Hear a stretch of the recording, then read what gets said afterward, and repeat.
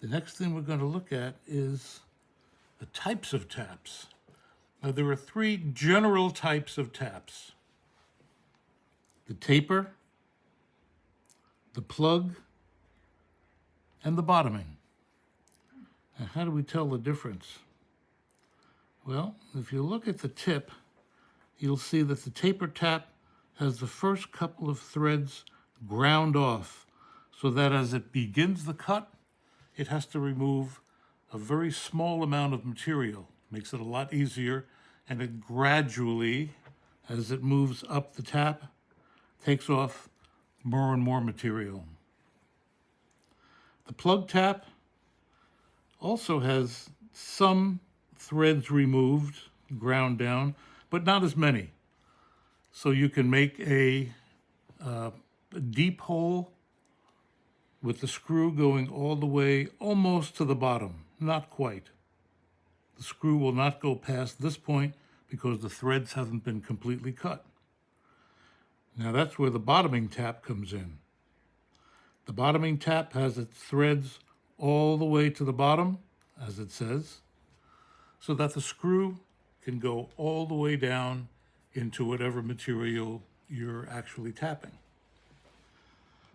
So, those are the types of taps.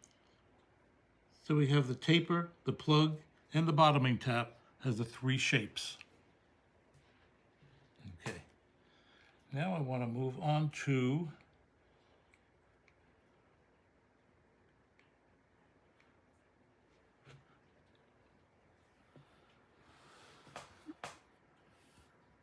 the screws and the sizes of taps.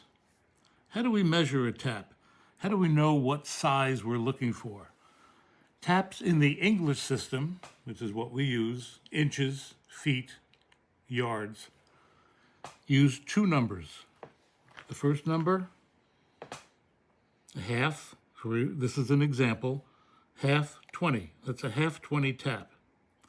The half refers to the diameter of the screw, therefore the full diameter of the tap. That's a ½ inch. The 20 refers to the number of threads per inch. Diameter, threads per inch. So 1/2 20 is a ½ inch in diameter, 20 threads per inch. And a 172 would be a number one. Don't ask me what that means because nobody really knows. That's been lost to history. That's a type of wire size that has been used for a long time. 256, you've got number 2 wire with 56 threads, etc. So I mentioned that we're working in the English system, which is inches, feet, yards. There's also the metric system, and they have a completely different way of measuring their taps. I'm not going to go into that because I don't use that very much, but I did want to make a little comment on the side. There's a book that I found very interesting called The Measure of All Things by Ken Alder.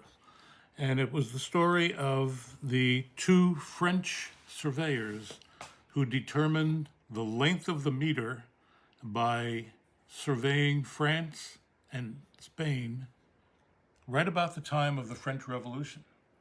And they determined what the length of the meter is based on 1/10,000,000th of the distance between the North Pole and the equator. And they were really, really close, even 250 years ago. Anyway, it's an interesting book. I really enjoyed it. I think you will too.